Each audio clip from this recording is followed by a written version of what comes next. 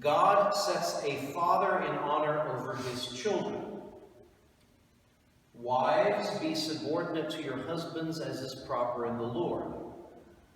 Children, obey your parents in everything, for this is pleasing to the Lord. What do we see in these passages? We see an order between husbands and wives, between parents and children. But more importantly, we see that this order is from God, and it's found throughout the sacred scriptures and the tradition of both the Jews and Christians. And therefore, it is a holy order, both in its source and in its arrangement, because it's ordained by God, and he is at the top, or at least he's supposed to be at the top. And this is what we call a hierarchy. It comes from the Greek word for holy order, ordering.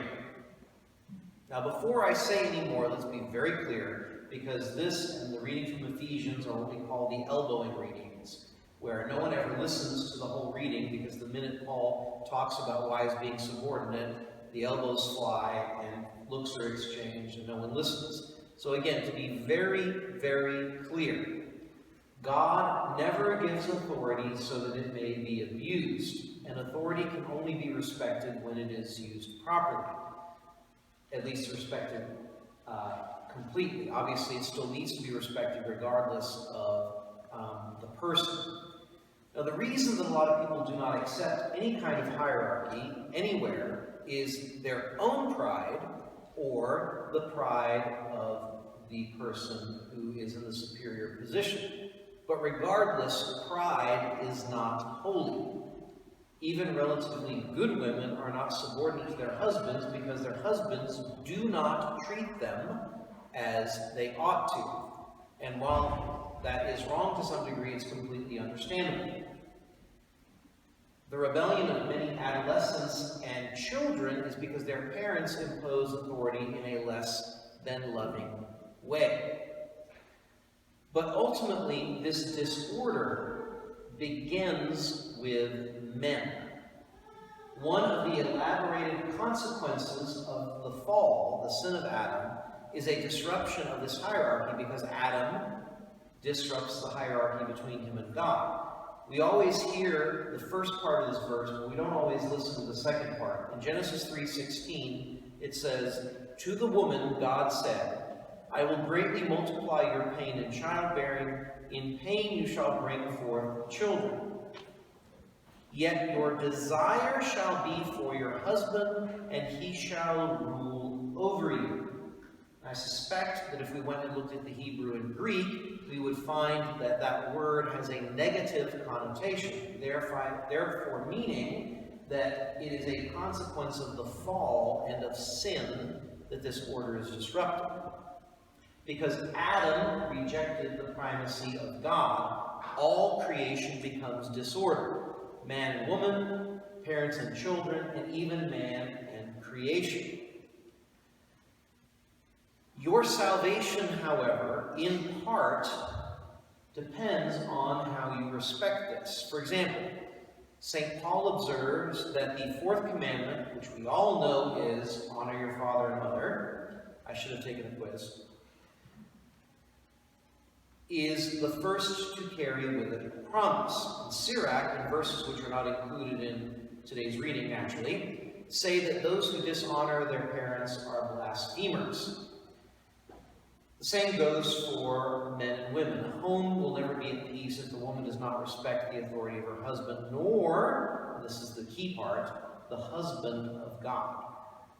And so children, your parents may not be perfect. And by may not be perfect, I know your parents aren't perfect because I know your parents. But that doesn't change your responsibility to obey and respect them. The only time that you are not allowed to listen to your parents, obey your parents, is when they are telling you to sin. Although once you leave the house, there are certain differences. I'm not necessarily committing sin when I don't make my bed, just because when my mother visits, she says I should make my bed. at my age and the living situation, it's a little bit different there. But that doesn't stop mothers from trying. Ladies, if you are married, you must have the humility to accept this order. No, your husband is not perfect. Again, I know your husbands. Be patient with him. Be very patient with him. Be extremely patient with him. Do you know better than your husband? Yeah, sometimes. Are you going to convince him by just telling him he's wrong and telling him the way it is repeatedly? Absolutely. Just tell him. He's going to listen immediately. That was sarcasm for those of you who don't get that, okay? A teenager told me once that her aunt had told her, sorry for some of you Americans, her aunt told her that the woman is always right. To which I stared at her very intently and said, that's why so many men are drunks. So, we have to be very careful of that. For the young ladies who are not married, and some of them who are, the ones who are not married here today are relatively young, especially up here in the front, but still applies. You have to choose the men you want to have a relationship with very carefully. Look around at your families, your extended families, and you will see what happens when you do not choose wisely. And despite this, our young people continue to make these mistakes. Now, on our part, for the adults, we can insist that our young ladies remain pure and marry a nice young Catholic man in the church validly and properly.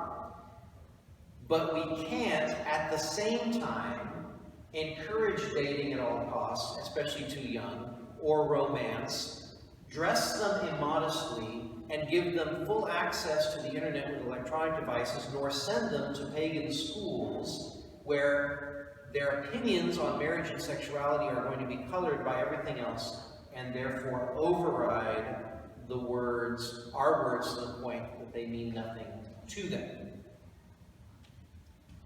For you men who are married, be the men that God created you to be. Be the priest of your family. Lead, teach, and sanctify your spouse and children. And, as I always have to add, if you don't know how, then learn, because your soul depends on it. Spend time with other men who are in the same situation so that you can support each other and learn from each other on how to do this. For you, many young men here today who are unmarried and will not, and who may not end up as priests and monks, actually this first part applies to all of you. You need to pursue the company of other good men. Thankfully, in this parish, we have, our youth group is very tight, as they like to say, or maybe they used to say, and I'm already behind, but that's why I never use cool lingo. They are in contact with each other and support each other, and sometimes probably encourage a little bit of advice, but I'm working on that. But look for that support, and it helps to strengthen that relationship with God, so that when you are ready and God puts the right young woman in your life, you'll be able to accept your role as husband and father and exercise your authority for the salvation of your wife and children. And until you find a girl that has a rosary on her the first time and actually knows how to pray it, then just be patient. Don't rush into things. Now, because I've said a lot of things, some things which you're cheering internally for, and some things you're like, I don't like it, but it's probably right. I want to return to the main point, because I don't want it to be lost. God established a hierarchy and men are a key part of it. When men do not fulfill their role, it does not function as God designed. Therefore, men, you have to stand up. And in this case, I literally mean stand up. Because it's my third time today. I've been beat up twice already. Every one of us has a role to play in the church, at home, small men too, or younger but not small men. Let's go. All right. We all have our part to play, lay, priest, men and women. But men, you have to fulfill your role. And we're going to work on this. One of the reasons I'm doing this is because I want you to feel the eyes on you.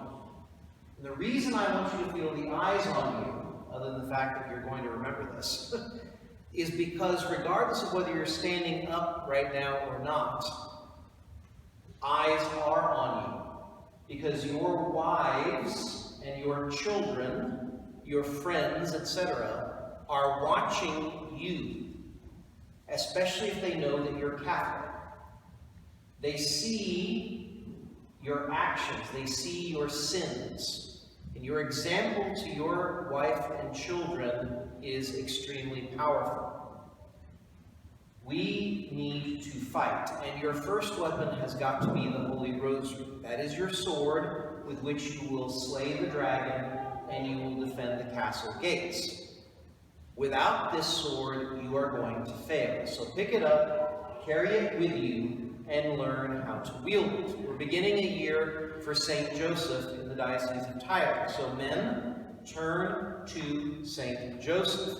Learn from him. Follow his example. Ask for his intercession. Put your cares, work, family, money, whatever it is, in his hands. And be the man of God that he created you